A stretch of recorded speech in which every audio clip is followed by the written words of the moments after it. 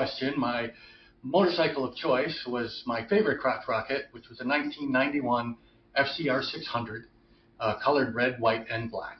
I was living in Chicago at the time, and on this night, I'd gone out to the Russian Division area to meet some friends, play wingman all night long because I wasn't drinking. And as you do when you're out on a weekend in Chicago and the bars close, it's usually somewhere around 3 or 4 o'clock in the morning that you're on your way home. So I took Lakeshore Drive down, I would say down, but it's north. I got off at Montrose and was going down that street. Now, if you've never been to Chicago, the streets, especially the main streets, they're not as wide as more modern streets. So especially Montrose here, each lane, it's a two-way street, yellow line down the middle, but each line is wide enough for a car or a small truck, but there's also cars parked all along the street as well. It makes it feel very narrow, and you get a lot of blind spots. So as I'm driving down, the road is completely empty. So I might have been going a little fast, laying down in a tank, wind through my hair, because I'm not wearing a helmet, because I've got nice little clear protective lenses on, but at least I had a leather jacket and gloves on top of that. So as I'm coming down the street, making my way home, coming up on a blind street, a car just suddenly pops out. And I get on the brakes, start the brakes. He goes about halfway through, sees me. He's trying to make a left-hand turn in front of me. So he stops. That's good. Because the way he stopped, there was still plenty of room between the yellow line and the front of their car that I could keep on going. So, all right, good on me. He stopped. I get off the brakes. I start hugging the yellow line and go forward. But it's at this point, he decides he could still make it. So he floors the car at this point. The car lurches forward and then comes to a nearly immediate stop because he notices now there's oncoming traffic. So there's no way for him to go. But where he stops is pretty much in front of the car, right on the yellow line. I am out of space. And to get the size of this car, it's mid-70s vintage, kind of, we called them boats growing up, right? They're those ones, they're really long, and they have the hood is big enough that you can play pickleball on it if you want. So he's taking up most of the road. I can't go behind him. There's no room, and there's not enough time for me to make that turn without falling. So back on the binders, and the only thing I had as I'm assessing the situation, is your mind starts going faster at this point in time. So because he's making a left turn, now there's an angle. So I can see the front of his grill, and it's at a kind of a shallow angle, 10, 20, more like 20 degrees. Or I'm going to go into the side of his car. So I choose the grill because my third option is to try and go over the yellow line into the oncoming traffic and hope that they dodge out of the way. 3 o'clock in the morning, I doubt anybody's that awake. So my choice is I'm going to hit this car. So I aim for the grill, actually right for the kind of that left headlight as I'm going towards it. Still on the brakes, and this is when I kind of realized the fault in my plan, because now the motorcycle is going to hit the right side and then flop over. My leg is outside all the protective areas on the motorcycle. So if I'm still on this motorcycle, when it's going along the front of this car, I'm going to lose my leg or get it mangled or, really bad stuff is going to happen to this leg. So my best bet right now is to get off the motorcycle. As I get close and I side in, hunched over like this, instead I kind of stand up on the pegs, put my hands down here, and just before impact, I let go of the handlebars. So as the motorcycle hits the front of the car, I am launched now at the hood of the car.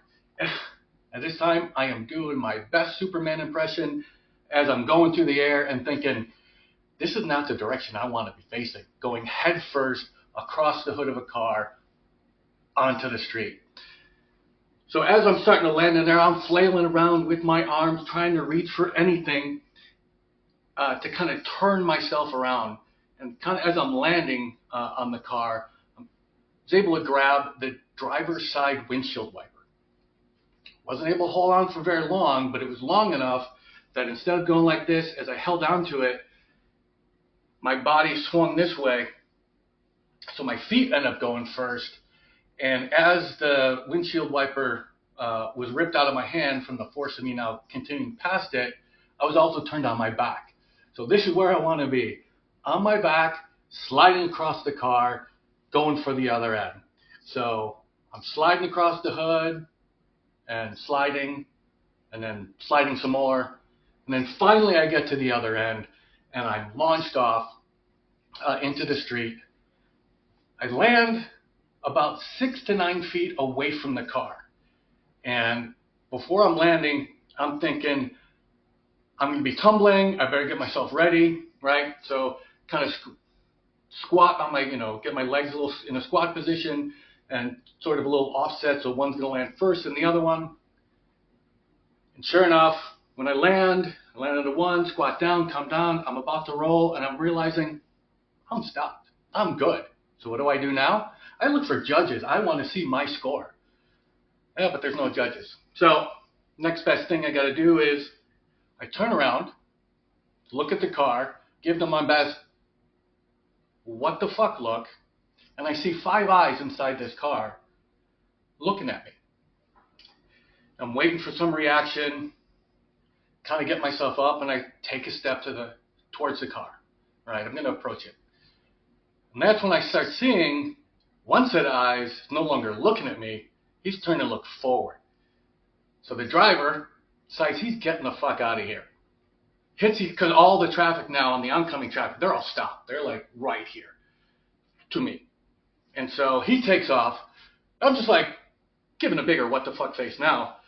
So I'm get down, squinting the eyes, looking at that license plate, Whiskey Tango Foxtrot 1 2 3, Whiskey Tango Foxtrot 1 2 3, right? Keep that going through my head.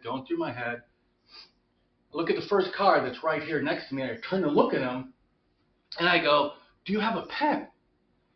And he looks me right in the eye. He nods vigorously, gives me a thumbs up, and drives away.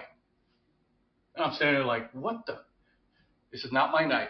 So I turn to look at the next car, which, by all surprises, this time of night, it's a red Honda Civic with 2 young women inside. And the driver, hands right there at 10 and 2 o'clock, white-knuckled, eyes as big as saucers, so's their passenger. They are looking straight ahead. They're not glancing in either direction.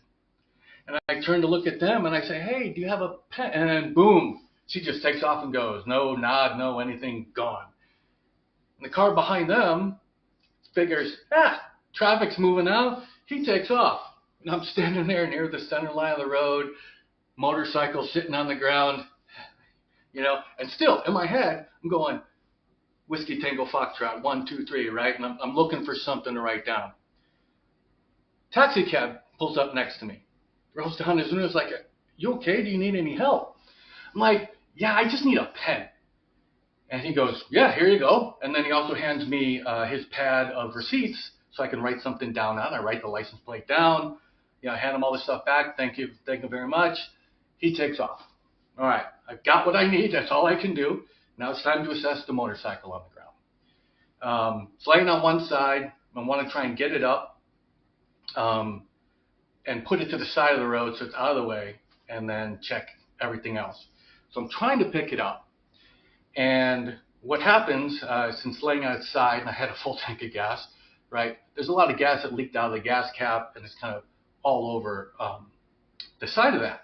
So I'm reaching down with my hands, and I'm trying to pull it up, and I get a little bit, but it slips off. And I try it again, slips off again. So I think, okay, one of the best things to do is turn my back to the tank, right, or the motorcycle, and have my hands here, use the hands to lift up, and then use my body to back up into it. So if I slip, it's still going to stay upright, and I can get the motorcycle in an upright position and get it off the side of the road. So it's at this point where I'm there, I'm down, and I'm now looking back the way I came. And I'm past the intersection, right, where the guy had pulled out of. And sort of kitty corner to me right now is a house with, in Chicago fashion, there's usually a set of stairs that goes up to the first floor, usually about a full flight of stairs. As I'm leaning down to pick this up, I see suddenly 8 people stand up off those stairs and start walking off. And I'm just like, oh crap, right? We're in the city of Chicago. Thing I got to do is not look at them because I'm either about to get robbed or beat up or both, right? Just been one victim. Why not be a victim again? So I try my little act. I'm not making much headway with that. So I'm thinking I need to turn away and ignore those people for a little bit. And sure enough, they come up. And the one guy goes, hey, do you need a hand? And I'm still not sure if they're going to, use it to just get me unaware and hit me off the back of the head. I'm like, I can't get a good grip on the motorcycle because of gas on it. So I could use a pair of hands or two to help me pick it up and get off the side of the road. I'm like, yeah. So they come over. I grab the handlebars, pick them up. They had 2 other guys, one in the middle, one on the back. We lifted it right up, slid it on back, put the kickstand down, and I took the key out, put it in my pocket again, just in case. I don't know if they're going to rob me or beat me up or what. And the same guy who would come walking up, it's like, you okay? Do you need anything else? I'm like, no, I really appreciate this. Probably got to find a police station to report the hit and run. Do you know where the nearest one is? And they tell me where it is. It's about 3 blocks away or so. And I thank them for their help, and they turn and walk away. I'm like, great, my luck is turning around, right? So something good happened. And it's at this point now I go and I access the motorcycle, and it looks like all the damage was superficial. It's on the plastics. Well, there's one of the not headlights, the turn signals is broken off. And I'm thinking, well, it looks like I might be able to drive it if it starts up.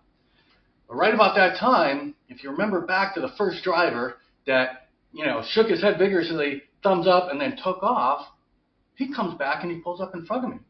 He's like, hey, I tried to stop him. I tried to chase him down. I did this. I go, dude, there were 5 guys in that car. I'm glad they didn't stop because that probably would not have been a good thing. And he goes, but I got the license plate for it and everything else. I thank him for that, and away he goes. So I felt a little better about him, taking off, but he came back. Good on him. So again, 2 good things happened to me in a row. So now I'm thinking, well, I got to get to the police station. So I take the key out of my pocket, turn it on the bike, and it starts. So I'm going to the police station.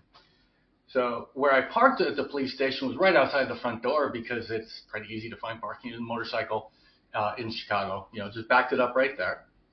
Walk into the police station, tell them what I need to do. They send me to a desk. There is the oldest cop I have ever seen who is not like days from retirement. I swear the guy had to be like hours from retirement. He's seen everything and done everything. He hasn't even looked at me yet. He just hears that I have an accident to report. So he kind of sighs, reaches from some pad of paper, brings it up, starts writing, and starts asking all my information. I give him the information. I give him the license plate number of the car. And then he goes, all right, well, where's your motorcycle at now? I said, well, it's right there. He stops. First time he's ever stopped and looks up at me. And he just looks at me, wait, you were in a hit and run with a car on your motorcycle? I'm like, yeah. And you drove your motorcycle here? I go, yeah. He's like, thought I seen it all. And he keeps writing it down. The rest of the police station goes, all right. Get home. Put the motorcycle in the backyard. I'm gonna, check it out in the morning and make sure everything's all right. So it takes a couple days. Please call me back. They get me a phone number for this guy, and I call him. Of course, he doesn't speak any English, or so he says. But little does he know, I've got a lot of friends that speak Spanish. So call one of my friends. Actually, I get one of my friend's wives, and she calls him up and calls him. This is the 90s. No cell phone, so she calls him, has a conversation, calls me back, call him back. So, the end result was I just wanted the insurance information. I will drop the charges once his insurance pays for it. And that's pretty much how that all went. Got the bike repaired, and everything was good.